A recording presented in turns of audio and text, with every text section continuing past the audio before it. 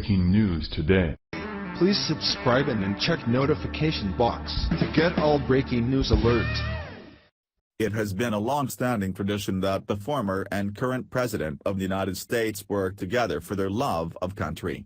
Both men would put aside their differences in political ideology to focus on what is good for the American people and our future.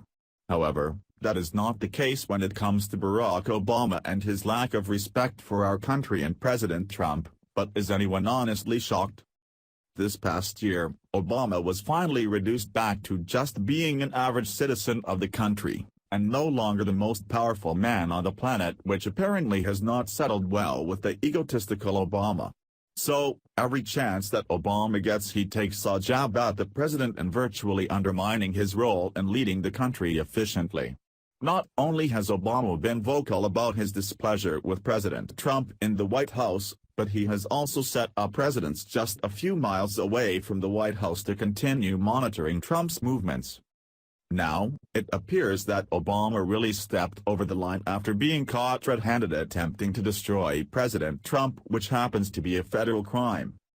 Over the past year, Obama has been doing all that he can to undermine President Trump's administration, whether it was when Obama followed Trump overseas during his first trip as president or the G20 summit meeting in Germany. Obama has always been close behind. Now, all of those are horrible offenses, but none could honestly be as bad as what Obama was just caught doing overseas over the past week. Obama has been on a world tour again, stopping off and speaking to world leaders in some pathetic attempt to relive his glory years. Though instead of the failed president just stopping by, picking up some souvenirs and going on his way, Obama has been busy mocking President Trump on a world stage. Barack Obama was first seen with President Xi Jinping of China after President Trump just had a successful visit a few short weeks ago. Here is more from Bloomberg. Obama opened his trip Tuesday in Shanghai, where he delivered a speech at an event hosted by business nonprofit the Global Alliance of SMEs, which was attended by some 2,500 industry executives, according to the organization's website. He stressed in his speech that China-U.S. relations were the most consequential bilateral ties in the world, and dialogue was the only way to solve disagreements, according to the Shanghai-based news website The Paper. As part of the three-nation tour, he'll also meet with Indian Prime Minister Narendra Modi. Obama's office said in a news release Tuesday that the former president had forged a close and cooperative partnership with President Xi on issues ranging from growing the global economy to combating climate change, and he looks forward to catching up with his former counterpart. Okay, here is where the issue lies with Obama chatting with President Xi. Obama is no longer a representative of America and holds no current position with the current administration, so, in all reality, he has no business discussing anything with President Xi, but more importantly, it is against the law. Obama is inserting himself into world affairs that he is no longer a part of and could cause further issues, which is why he needs to stop and fast. However, that is not the Obama way, and we found him traveling world inserting himself into more American affairs without proper clearance. Obama then traveled to India and France slamming President Trump and peddling global warming that has hardly proven to be true. While Obama was in India, he mocked President Trump saying that he has more Twitter fans than the president. And look, I've got 100 million Twitter followers. I actually have more than other people who use it more often, said Obama, followed by, think before you tweet.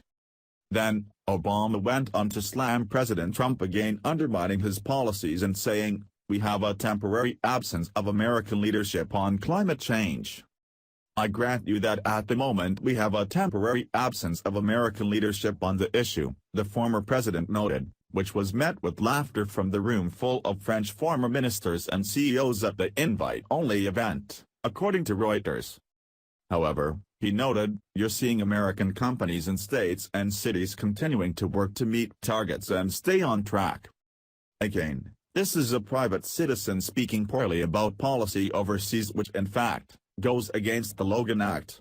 Now, you be asking yourself, what is the Logan Act, And how does this apply to Obama and his worldwide Bash Trump tour? The Logan Act was implemented in 1799 to prevent citizens like Obama from talking against the policy of the U.S. government. As of yet, no one has been charged in our nation's history with a violation against the Logan Act, but Obama is so intent on leaving a legacy, this could be right up his alley. It is disgusting that Obama is traveling the world bashing Trump without any repercussions, but that is what happens when the U.S. government is riddled with swamp creatures. For any of this to stop, President Trump will have to take a tougher stance against those that seek to destroy the country and his presidency by making an example of one of them. And Obama may be the best candidate to make history.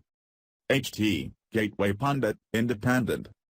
Follow us on Facebook at Freedom Daily.